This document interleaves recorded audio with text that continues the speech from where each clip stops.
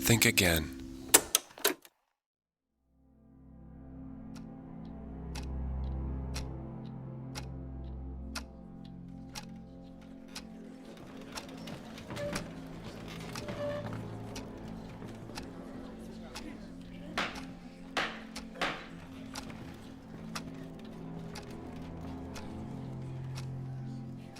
In this episode, we're opening the government's case files in the Nisour Square shootings in Baghdad. All of the case files, especially the evidence that the government curated or just plain hid from the 3 grand juries and 3 juries it took to put Dustin Hurd, Evan Liberty, Nick Slatton, and Paul Slough in prison 5 years ago. Now, since this podcast went live, I've been accused of whitewashing a massacre of 34 innocent Iraqi civilians. There's even a petition out there demanding that Fox News apologize for airing stories about my podcast. These people are completely missing the point. This case is not a red state, blue state line in the sand. This is about a complete breakdown in our criminal justice system that frankly scares the hell out of me. Listen to the facts from the same investigation the government conducted to imprison the men of Raven 2-3 and ask yourself instead, would you feel confident enough in American justice to go on trial for your life in these same circumstances? This is Raven 2-3, Presumption of Guilt.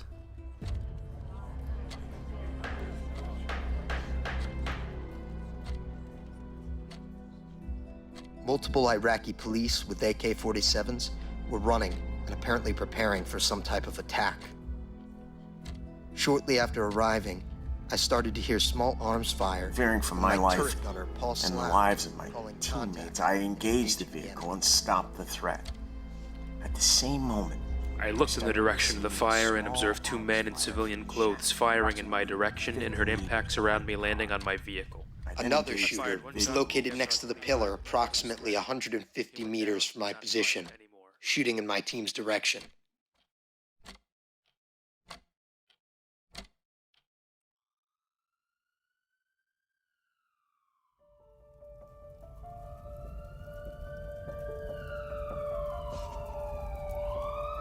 The Iraqi Army, the Iraqi National Police, and the U.S. Army all converged on Nisour Square within minutes of Raven 2-3's exit.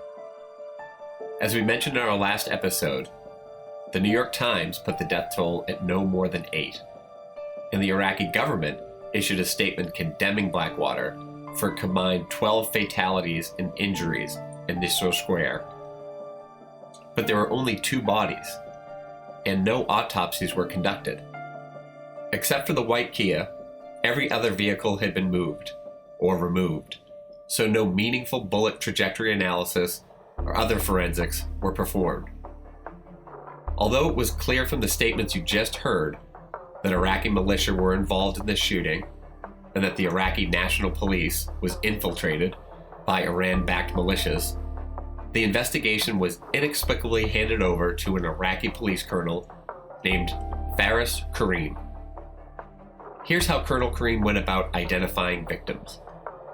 He ran television commercials, asking people who were victims of the Nisour Square shootings to come forward. If you've ever watched a mesothelioma ad or any other class action lawsuit commercial on a news network, these were the type of commercials that they ran. People who suffered property damage got $2,500, those with injuries $5,000, and deaths $10,000 from the U.S. Embassy in Baghdad. There was no attempt to preserve the scene or match American bullets with Iraqi victims, but there were 2 slim chances that integrity would win the day. The first were photographs of AK-47 shell casings taken at about 12:40 p.m. on September 16, 2007 by U.S. Army Captain Peter Decarow. Decarow heard the gunfire at his post at the nearby forward operating base Prosperity, adjacent to Nisour Square. He brought his camera and platoon to document what had just happened. Decarow photographed enemy shell casings behind the bus stop where the Raven 2-3 team reported enemy gunfire.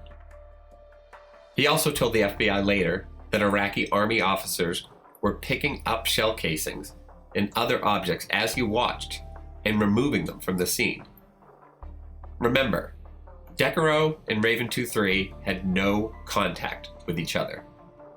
Yet the locations where he documented those enemy shell casings are the exact same as the team members described in their statements just 2 days later. Here's what Decarow told the FBI in 2008.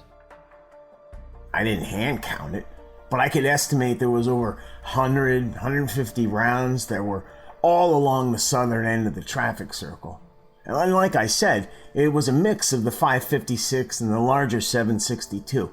Like I said, without counting it, there was more 7.62 than there was 5.56.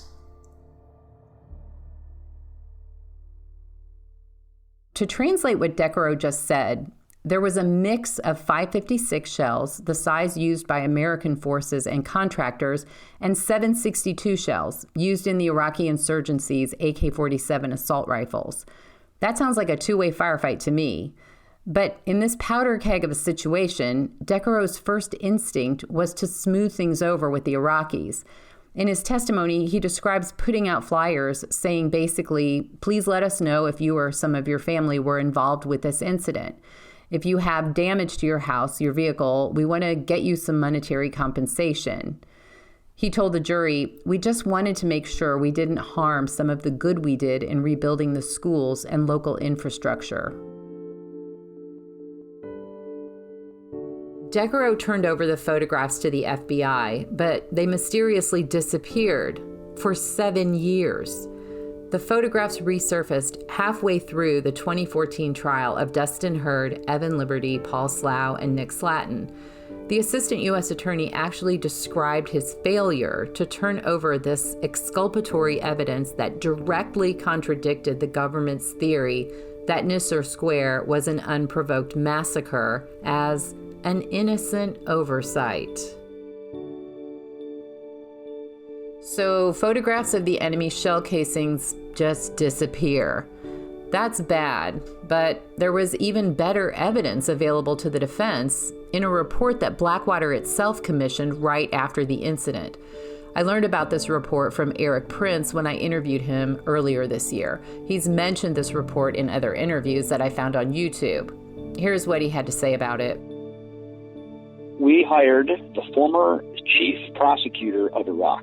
He had retired after actually prosecuting Saddam. We hired him to investigate this, to see who was actually hurt, because the ones that were hurt, we actually paid, called salacious payments, just like the military does if someone is injured or killed accidentally in battle.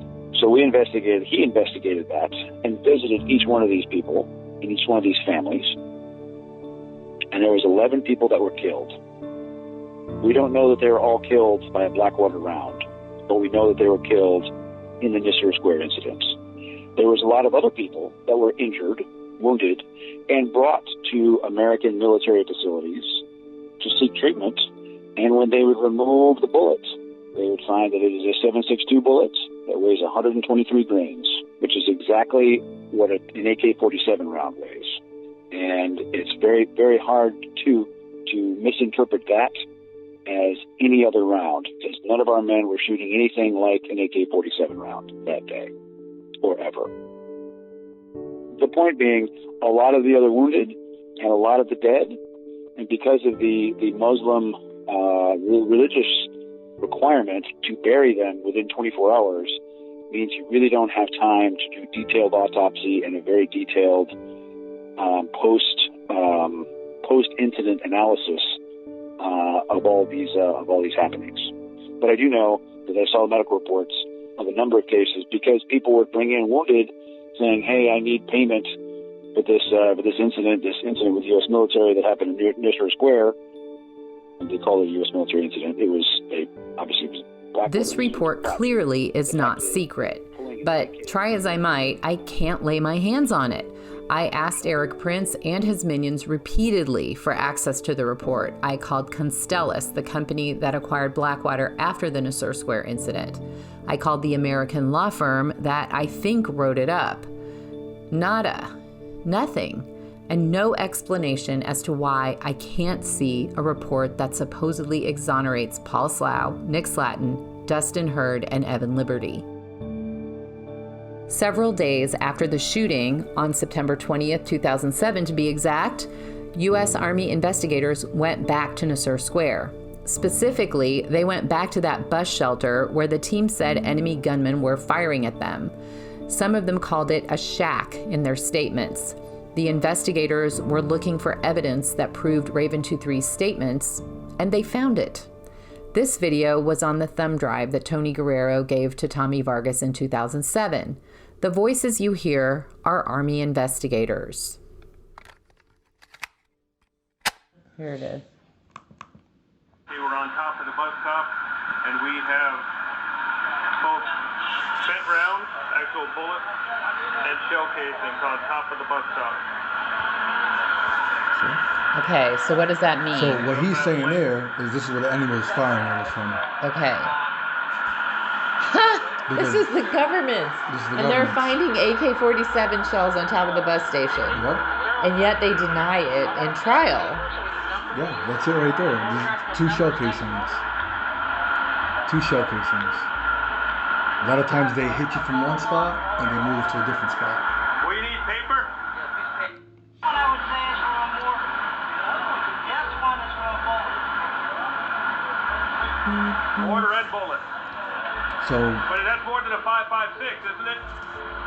Yeah, that's, I don't know. Pretty big hole. I don't know what that is. You know, that could be... But like I said, this is an old round.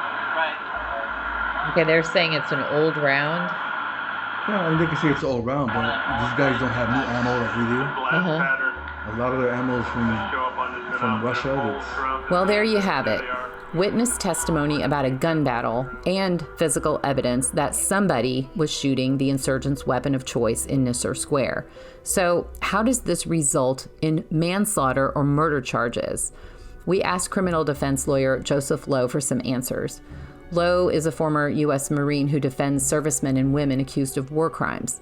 He is not involved in the Raven 23 case, but since his client was the only defendant to walk free in the Pendleton 8 case, and he represented the chief witness in the recent Eddie Gallagher war crimes trial, I figured he knew what he was talking about.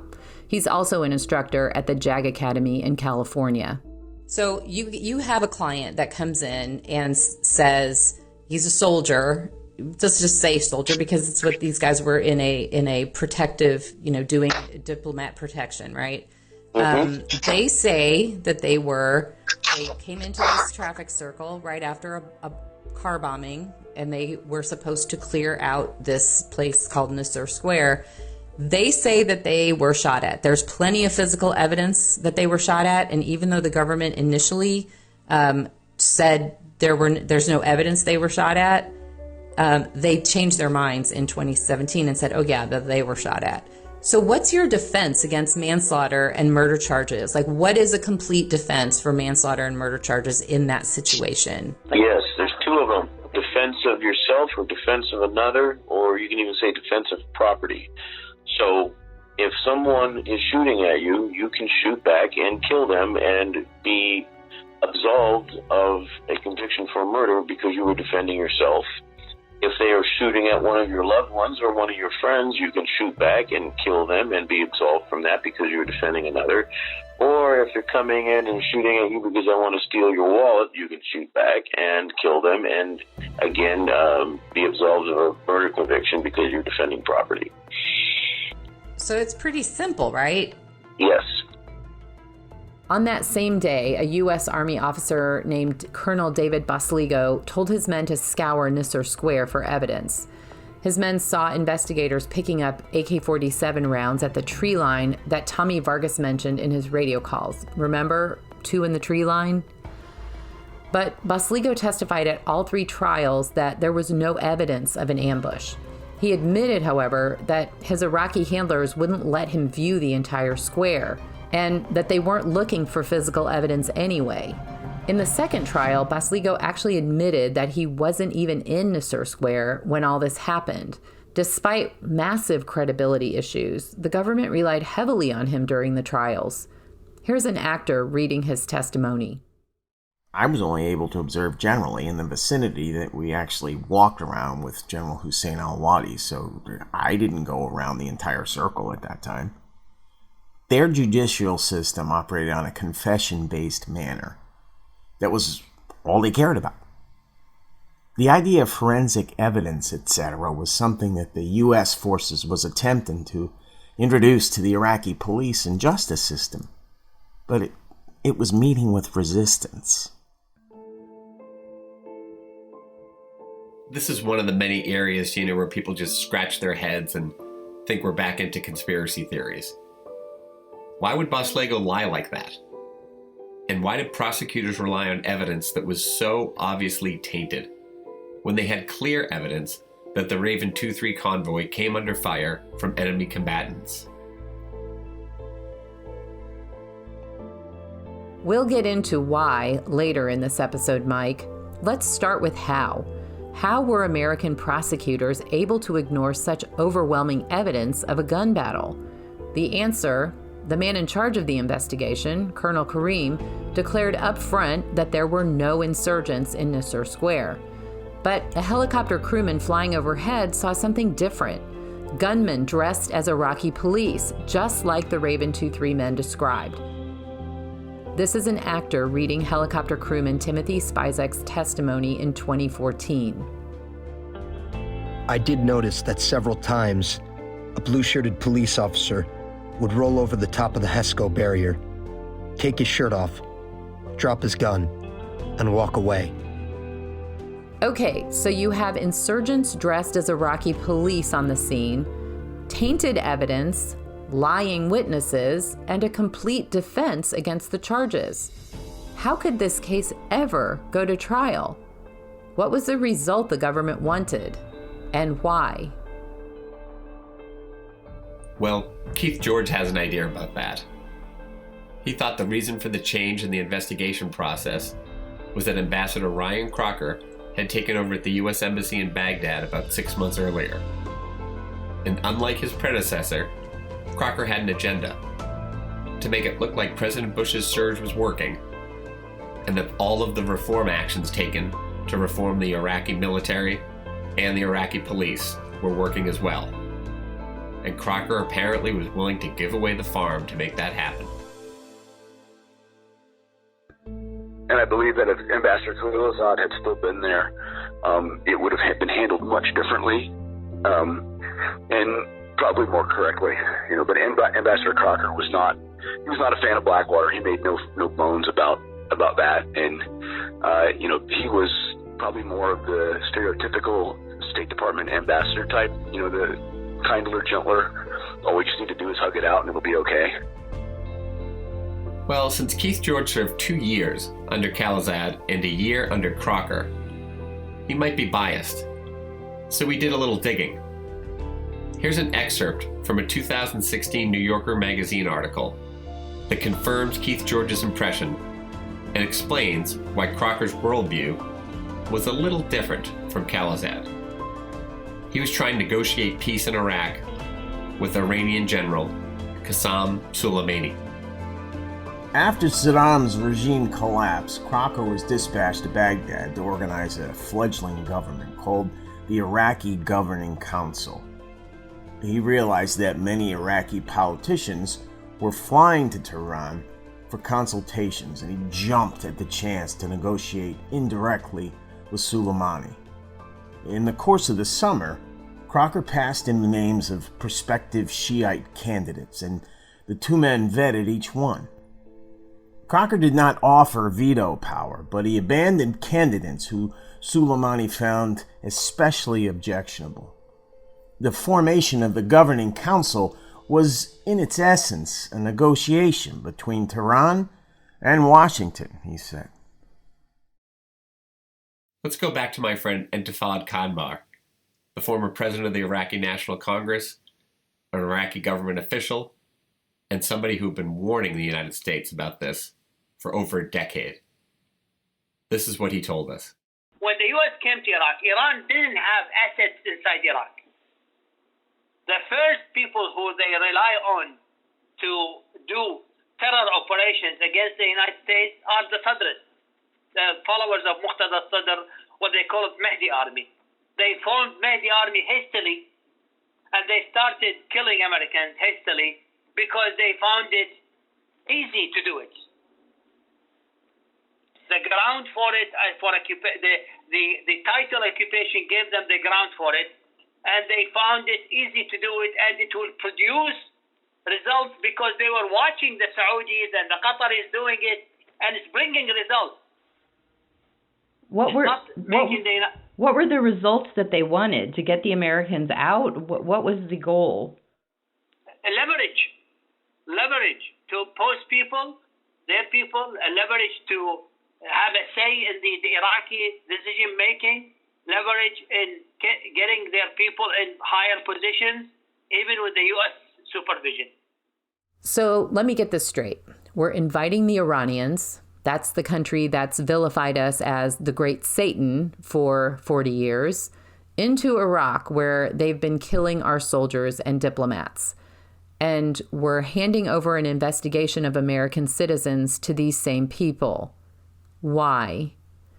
I asked our criminal defense expert, Joseph Lowe, whether we were all off our rockers with this conspiracy theory.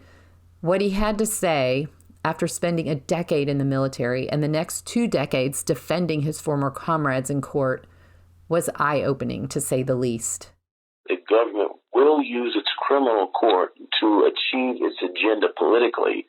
And there's plenty of examples of that through history in the United States. You don't even need my help with that, but I can point to you one just when the U.S. government was supporting the rebel movement in the Philippines back in the 80s, and in order to help the Philippines out because the Philippines were going to renew our base contract that we had there, the naval base, the big one, the U.S. government had to help the incoming horizontal Aquino government with removing the Marcos family, Ferdinand and Imelda.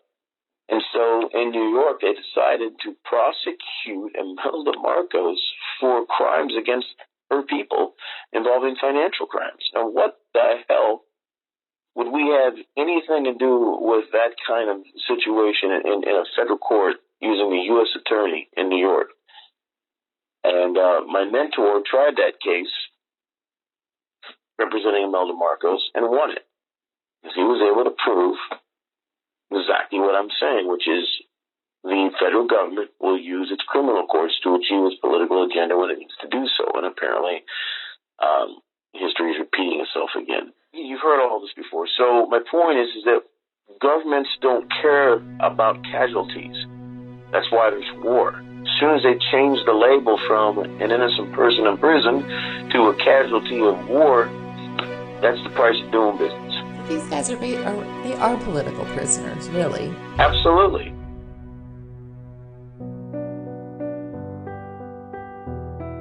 Raven 2-3 is a production of Think Again Studios. It's written by Gina Keating and Mike Flaherty. Our producers are Ashton Smith, Gina Keating, and Mike Flaherty.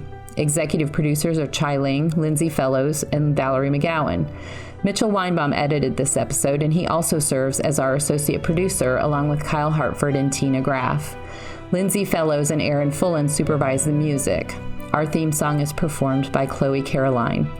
Thanks to Ann and Neil Corkery for their kindness and generosity. Finally, we owe a debt to our men and women in uniform. Thank you for defending our freedoms so that strangers may one day enjoy them as well. For more information about this podcast, go to thinkagain.me. There you can find additional research and primary resources regarding the case of Raven 2-3. You can learn about future episodes and receive updates as events continue to evolve. You can also learn more about our future projects, as well as award-winning films, music, and books created by our team. Thanks to everyone who donated so much of your time and talent to this passion project.